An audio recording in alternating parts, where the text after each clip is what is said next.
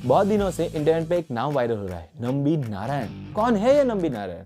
एक हीरो है या विलन है, जिस पे आर माधवन ने एक मूवी भी बना दी है। तो चलो चलते हैं उनकी लाइफ का सच जानने के लिए। बने रहे अंत तक हमारी चैनल के साथ। जो नए हैं वो सब्सक्राइब करें।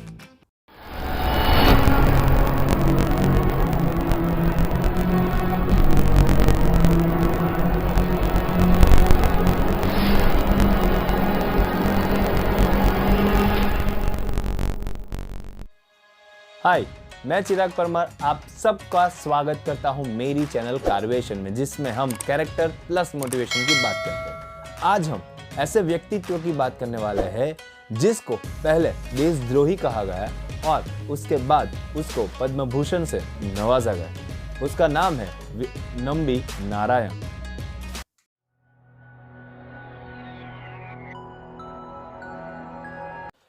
एस नंबी नारायण का जन्म 12 दिसंबर 1941 नागरकोइल तमिलनाडु में हुआ था। उनके पिता एक छोटे बिजनेसमैन थे और उनकी माता एक हाउसवाइफ। वो पढ़ने में बचपन से बहुत होशियार थे, जिसकी वजह से उन्होंने 10 और 12 दोनों में टॉप किया था। उसके बाद उन्होंने इंजीनियरिंग खत्म की और इंजीनियरिंग खत्म करने के बाद वो एक शुगर फैक्ट्री में काम कर रहे थे एज ए इंजीनियर। लेकिन जिसे उड़ान भरने की शौक हो ना, वो ऐसी छोटी जगह पर कब तक टिके रहते।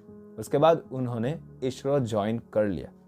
इसरो ज्वाइन करने के बाद उनको एक पंख मिल गया और उनके काम से विक्रम साराभाई बहुत प्रभावित हुए और उनको बोला कि आप आगे पढ़ाई करने के लिए फॉरेन चले जाइए।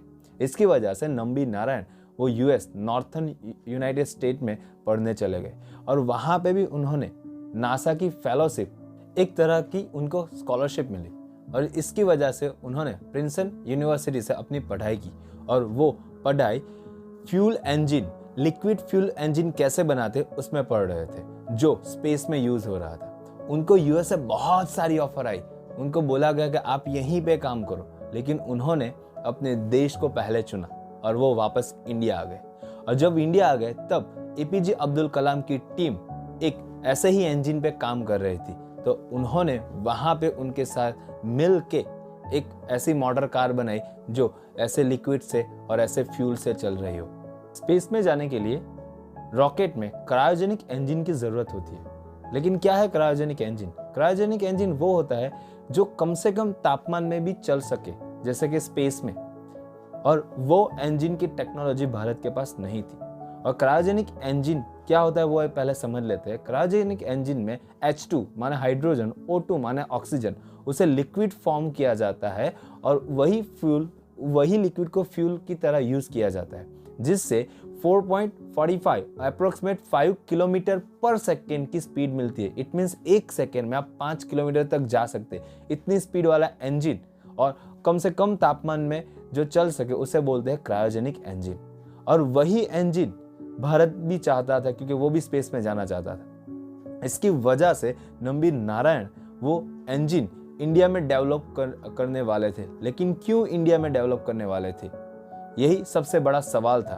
क्योंकि उससे पहले अमेरिका और रशिया और फ्रांस जैसे देशों के पास भारत मदद मांग चुका था। अमेरिका ने इस टेक्नोलॉजी बांटने के लिए 950 करोड़ मांगे थे और फ्रांस ने 650 करोड़, और रशिया के साथ भारत के संबंध अच्छे होने की वजह से 235 करोड़ में ये डील फाइनल हुई थी। लेकिन अमेरिका को ये चीज पसंद नहीं आई, जिसकी वजह से उन्होंने ये डील को कैंसिल करवाने की सबसे बड़ी भूमिका निभाई और रशिया से हमारी 235 करोड़ की जो डील हुई थी उसे कैंसिल करवाई, जिसकी वजह से नंबी नारायण और हमारे देश के कई साइंटिस्ट ने यह सोचा कि हम लोग क्यों नहीं स्वदेशी क्रायोजेनिक इंजन बना ले अपना देश का। और 1991 से 1992 में एस नंबी नारायण को उसके डायरेक्टर बनाया गया और वो लोग इस पे काम कर रहे थे। आप सोचिए, इंडिया खुद ये बना लेता तो उन लोगों का सर झुक जाता और इंडिया स्पेस में सबसे आगे हो जाता। इसकी वजह से CIA, इट मीन्स अमेरिका की खुफिया एजेंसी ने ऐसे दाव पेच किए और हमारे पॉलिटिशियन ने भी उनका साथ दिया। इसकी वजह से 1994 में एस नंबी नारायण को गिरफ्तार किया देशद्रोह के आरोप में। उन पे ये आरोप लगा कि उन्होंने जो डॉक्यूमेंट थे इंडियन स्पेस रिसर्च ऑर्गेनाइजेशन के, वो पाकिस्तानियों के साथ बांटे, और इन पे इतना गंभीर आरोप लगा और इसकी वजह से उनको 50 दिन जेल में गुजारने पड़े। उनके साथ जेल में बहुत दुर्व्यवहार किया गया, उनको टॉर्चर किया गया, ये कबूलवाने के लिए कि वो ही देशद्रोही है, लेकिन उन्होंने वो नहीं किया। और सबसे बड़ी बात, क्रायोजेनिक इंजन का काम रुक गया। ये केस बहुत हाई प्रोफाइल था, जिसकी वजह से उसकी इन्वेस्टिगेशन पहले आईबी ने की और उसके बाद केरल पुलिस ने, लेकिन ये केस सौंपा गया सीबीआई को, और सीबीआई ने 1996 में अपनी इन्वेस्टिगेशन खत्म करके एक रिपोर्ट दे दी। इस रिपोर्ट में उन्होंने बताया था कि नंबी नारायण का इसमें कोई जुर्म नहीं है, और उसके साथ साथ उन्होंने बहुत सारे सवाल उठाए इंटेलिजेंस ब्यूरो आईबी और केरल पुलिस पे, और उनके साथ साथ उन्होंने ये भी मांग की कि जो ये घटना के पीछे उनको भी सजा दे दी जाए।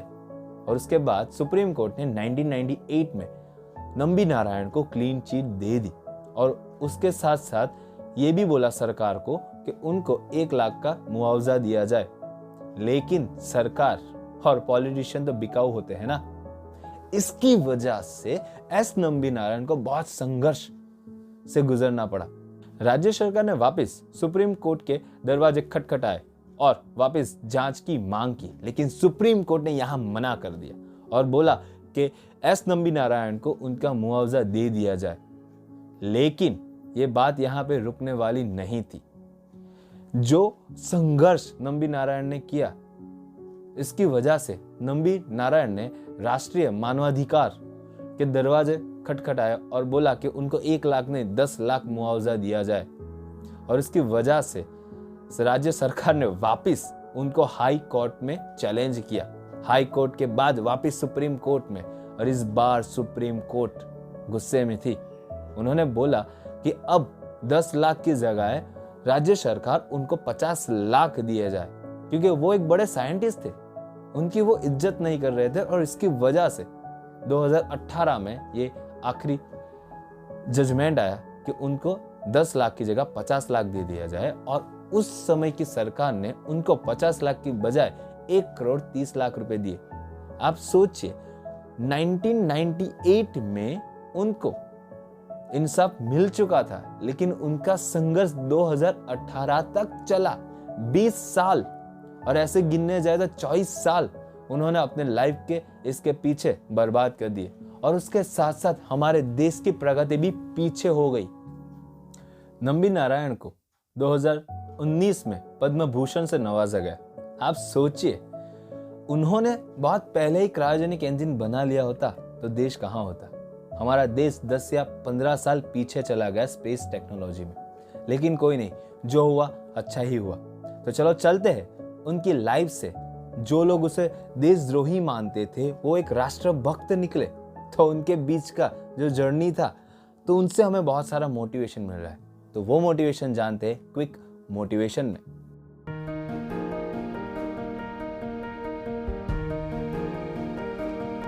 Quick motivation from this character S Nambi Narayan. पहला, डेडिकेशन, जिसकी वजह से उनको फॉरेन यूनिवर्सिटी में पढ़ने जाने का प्रोत्साहन मिला, और तो और वहां जाके भी उन्होंने नासा फेलोशिप हासिल करके अपनी अच्छी पढ़ाई की। दूसरा, विजन, जिसकी वजह से वो चाहते थे कि अपना देश स्पेस साइंस में सबसे आगे हो। इसकी वजह से वो क्रायोजेनिक इंजन, स्वदेशी क्रायोजेनिक इंजन बनाने में लग गए। और सबसे बड़ा motivation, never give up, never give up. उनको देशद्रोही माना गया, लेकिन वो 24 साल की कड़ी लड़ाई के बाद साबित कर पाए कि वो देशद्रोही नहीं, देशभक्त है। और तो और उन्होंने कभी हार नहीं मानी और डटे रहे अपनी मान सम्मान के लिए। तो सल्यूट करते हैं ऐसे व्यक्तित्व को